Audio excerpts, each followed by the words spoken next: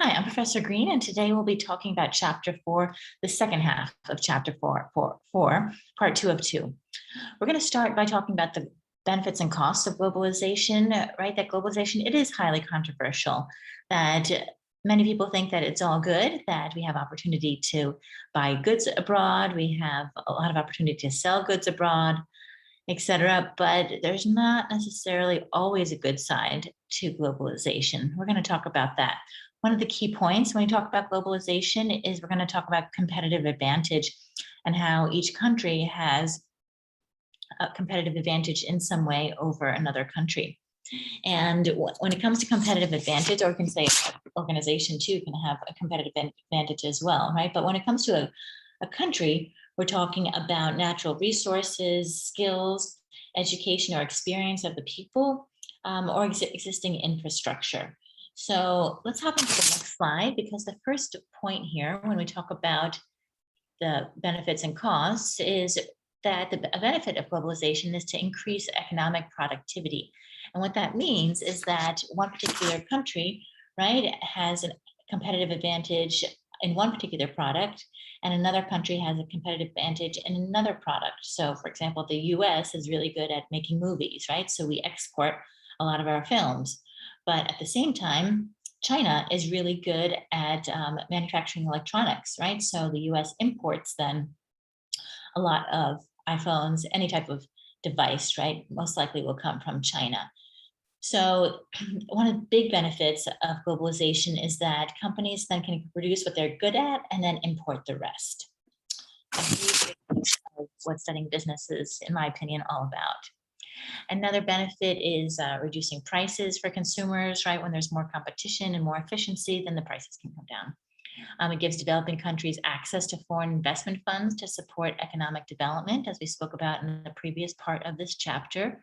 The WTO and the World Bank, for example, they do really well when it comes to the globalization, right? That they then can give loans to these developing countries that would never have access to cash like that. It transfers technology, so the best ideas spread very quickly, which is great. So if we have an idea in this country, like for an Apple computer, it's such a great idea, and very, very quickly, right? The rest of the world are most likely, many people will have Apple computers. And the last thing is that it spreads democracy and freedom and reduces military conflict, so that because businesses are doing because countries are doing business with each other, then this business then is a common ground for business, common ground for social and business interaction. And so then people are less likely to, or countries are less likely to engage in conflict. Obviously, I'm very company focused, so I keep saying company instead of country, but hopefully correcting myself when I find that happening.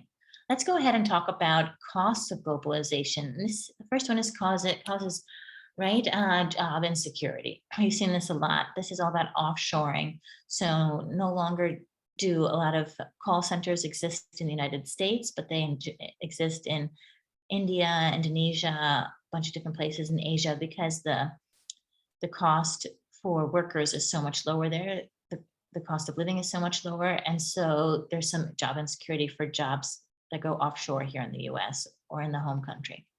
It weakens the environmental and labor standards. Yes, because for better, for worse, right? Those, even though, we try and regulate those, the environmental and labor standards are not the same abroad, as we see, right, with I think I've explained to you my example of Intex. My good friend, she works for the largest producer of air mattresses and plastic dolls and different things that you use in the pool.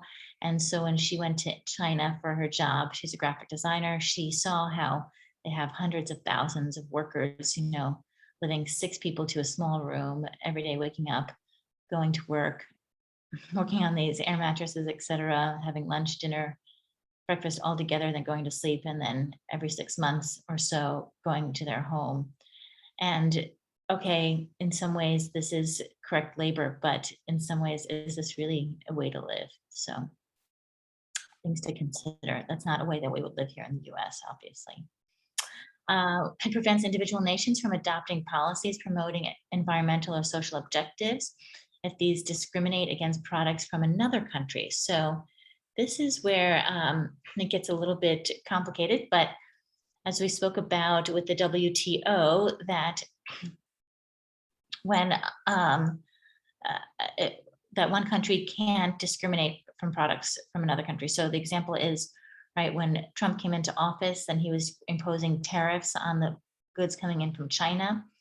And that was not necessarily what the WTO recommends, because the WTO said that we cannot discriminate against products from another country. So for the most part, we do not have many tariffs on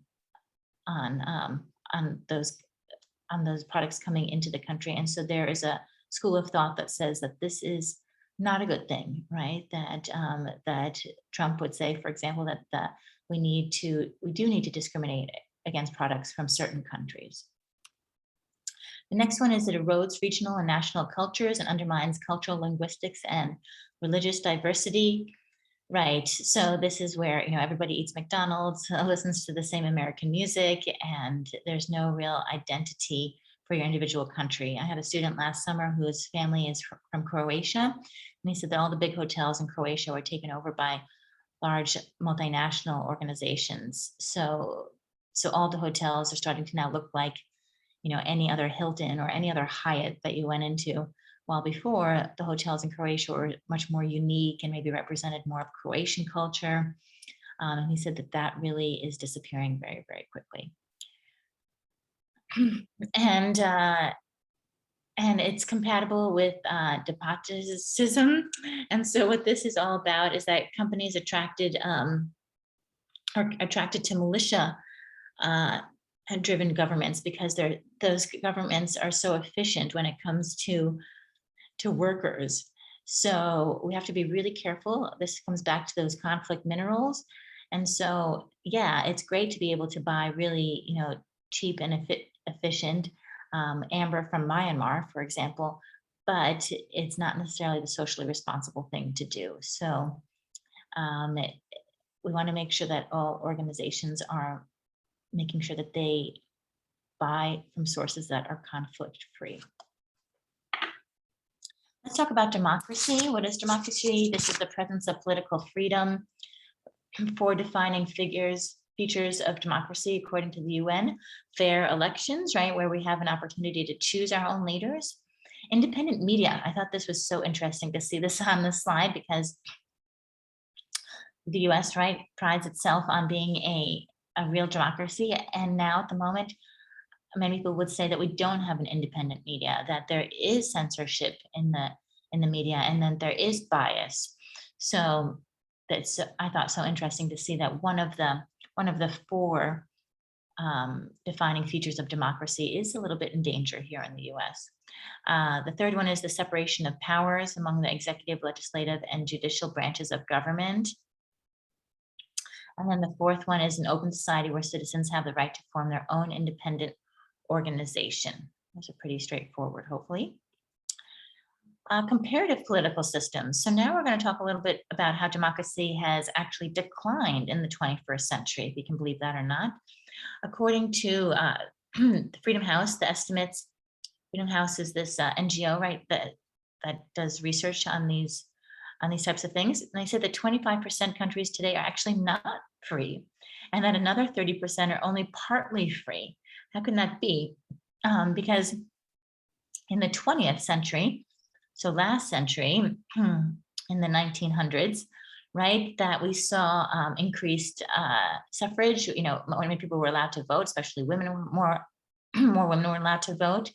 In 1919, right, the US allowed for women to vote, and then a lot of countries followed suit.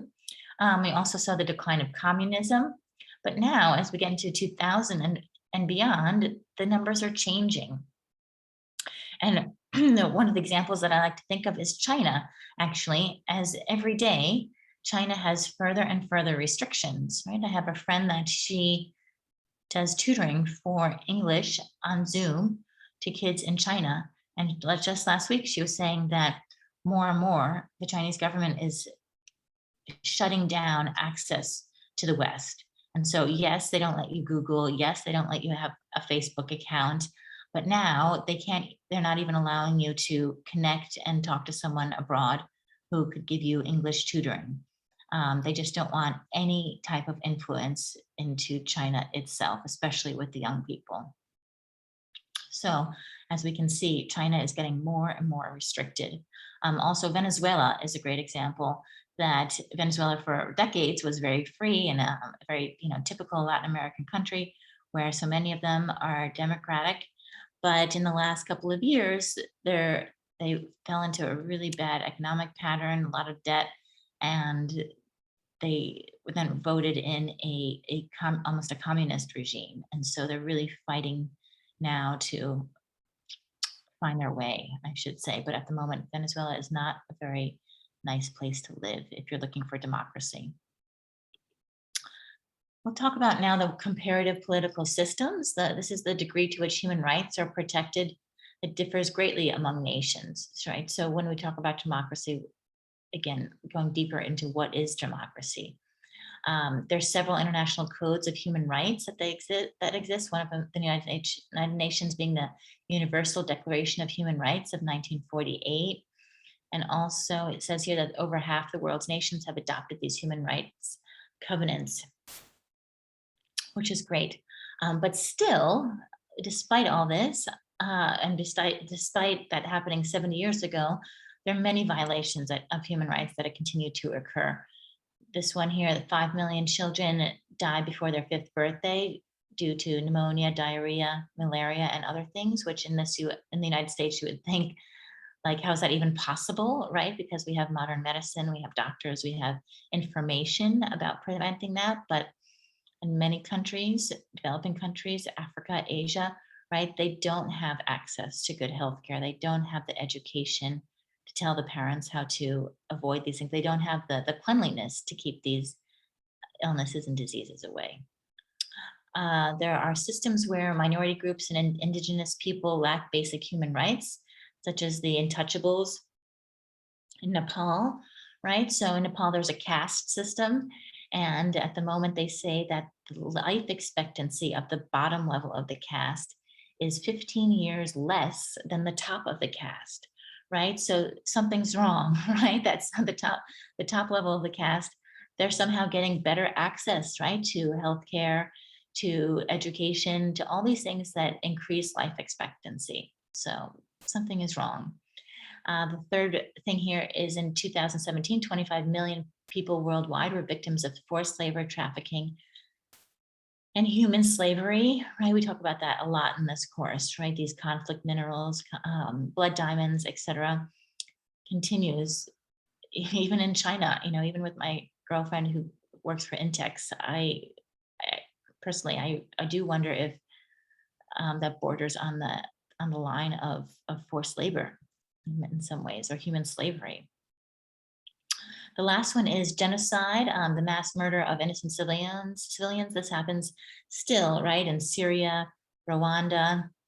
We've heard about this a lot in the last couple of years in Afghanistan, right? So it's really sad that we've had these human rights, this United Nations Universal Declaration of Human Rights for 70 years, but there's still so many countries that have not adopted it, and that the first world nations are still not able to implement it in so many places.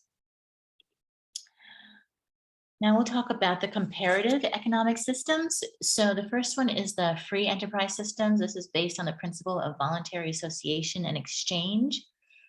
Members of society satisfy most of their economic needs through voluntary market transaction. So this is this is just the exchange of goods, that, a free market is a good market, that competition is good, and that everything figures itself out when we have an open and free market. When we have a central and state control system, this is quite different, right? This is where the economic power is concentrated in the hands of government officials and political authorities. Now we're talking about places like China, right? The central government owns the property that is used to produce goods and services. And we'll talk about this more, but as we see that China, yes, they they they give a lot of control to individual owners, but at the end of the day, the Chinese government has a lot of say as to who and where and when um, products get produced. There's more information about this slide in the next slide. Oh, no, actually, sorry. I wanted to say here that the most controlled places are Iran, actually, even more than China, Venezuela, as I just mentioned, and not a good place right now, and North Korea, right? North Korea is like untouchable. We really don't even know what's going on there in North Korea, just that things are not good when it comes to a democratic state and freedom of the people. And then the least centrally state control, the countries that are highest on the list are Hong Kong, Singapore, and Canada. Let's go ahead and go to the next slide. Oh, sorry, this is on the next slide. So, yeah, this is it's the Heritage Foundation that does those statistics. So it scored the nations of the world according to an index of economic freedom, the fundamental rights of every human being to control his or her own labor and property. So, and as I said here, among the freest nations in 2018 were Hong Kong, Singapore, and Canada, and the most repressed were Iran, Venezuela, and North Korea. And the United States ranks 48th out of 183 countries. So actually, the United States government does control a good amount of organizations and companies. And the Heritage Foundation, what threw me off was that I forgot that the information was down here, but when we talk about the Heritage Foundation, it is a conservative think tank that is supplying this information for us. So now let's talk about global inequality in the bottom of the pyramid. So inequality may be measured in two ways, by wealth and by income. Wealth refers to an assets that a person accumulates or he or she owns at a point in time. And then income represents how much a person earns in a day or in a year, right? So your total wealth, right, might be 200,000 and your income might be 50,000.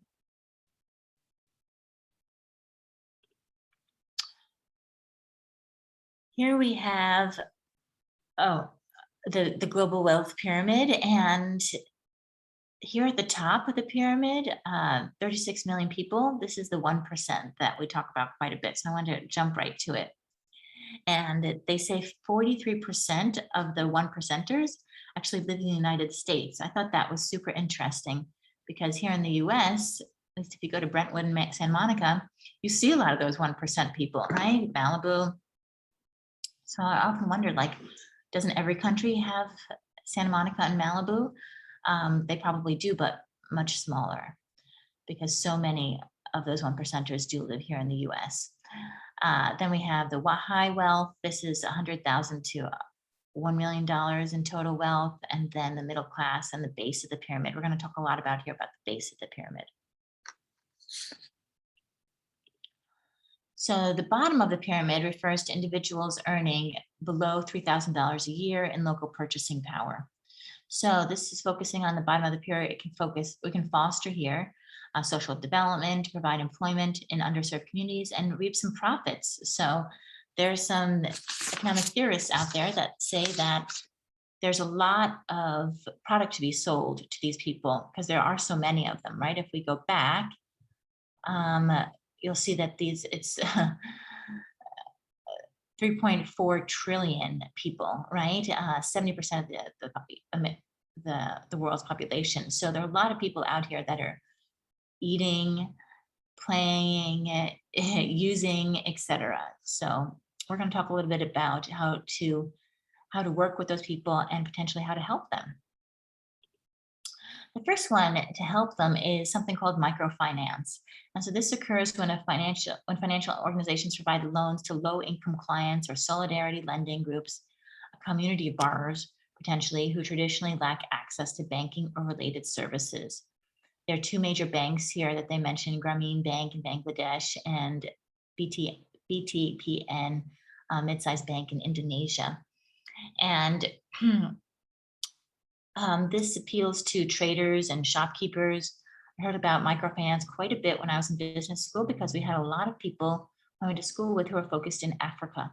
And so after graduating business school, they might be those bankers who went out and found the women in the villages who are making baskets or who are making handbags, and they would lend them money to grow their business and then maybe potentially export those baskets and handbags abroad and then be able to pay back the loan. So microfinance has just really exploded in the last couple of decades because the world or people think that there's a lot of opportunity here for lending money and growing the businesses of people in these developing nations. So let's talk more about these collaborative partnerships for global problem solving. So this is, besides microfinance, there's an emerging trend for development of collaborative multi-sector partnerships focused on particular social issues or problems in the global economy. So this is saying here that these partnerships have been termed Global Action Networks, or GANs. They involve three sectors: the business, the government, and the civil society. So this can be a lot of NGOs or nonprofit organizations. And so the civil society combines, a nonprofit, educational, religious, community, family, and interest group organizations, a big portion being the nonprofits, right? And so on the next slide here, we're going to talk about the attributes of these three things. So I'm not necessarily going to go through each of these, but I did want to point out here that the civil society piece, that this has grown exponentially in recent years, that in 1996, there were only about 1,000 large NGOs in the world. And now in 2016, and so just 20 years later, we have 4,500 NGOs that are registered, large NGOs. So as you can see, this is because there are voices that people want to be heard about particular issues, and now these NGOs have a lot more power than they had in the past, and that because organizations realize that they need to listen to their stakeholders, as we talked about in this course, and so these NGOs feel that they have a voice that is powerful and that can be considered, which is a good thing. They're often fighting for people that they represent or issues that they represent. So one of the examples of working in partnership here between the business, government, and civil society is those conflict diamonds, or those black diamonds, as we've been talking about. So something called the Kimberley process was set up. So this is for tracking those diamonds and making sure that when people like Tiffany's or whoever buys those diamonds, that they don't come from areas of conflict where the people are being put into slave labor, or the militia governments are being fueled by our purchases and then oppressing the people. So this is the Kimberley process is a great example of how these three major sectors have been working together to better society. And I'll just go through one or two here because I find this table so interesting, right? So the business side, these are the organizations that actually make money, right? So the organizational form is for profit. The goods produced are private. The control agent are the owners. Their power comes from the money. Their primary goals is to make money. And the assessment frame is their profitability, and their resources are capital assets, technical knowledge, production skills, et cetera. Their weaknesses, though, they often have a short-term focus, right? They're focused more on just making money in the next year or a couple of years for their shareholders. And there's lack of a concern for external impacts, potentially. Depends on the organization, but that is the general rule.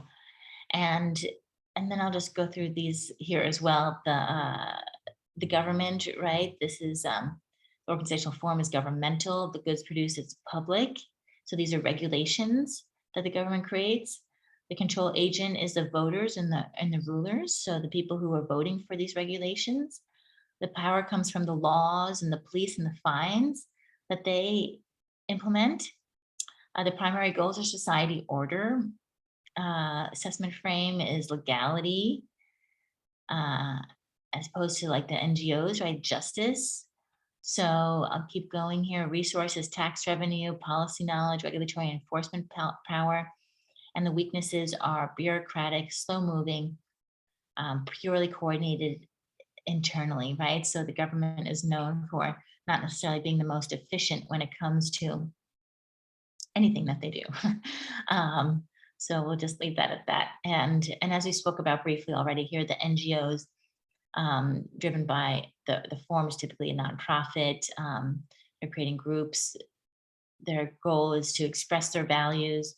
The resources are community knowledge, inspirational leadership, and the weaknesses are that it might be amateurish, right? So we know so many NGOs that are not necessarily 100% professional. They lack financial resources. They're always asking for donations and parochial perspective. So they might have kind of like a one-way, one side of type of things, right? So if they're fighting for, um, like voters' rights or something like this, then they they are very adamant about their opinion, right? And they're not necessarily always open to talking about both sides of the story. So that's what parochial perspective is. So just something to watch out for when you read articles sent out by NGOs or by one particular organization. Okay, great. So I think that is it for chapter 4. Again, I'm Professor Green. This is part 2 of 2, and I look forward to seeing you in class and talking a little bit more about conflict minerals with Intel.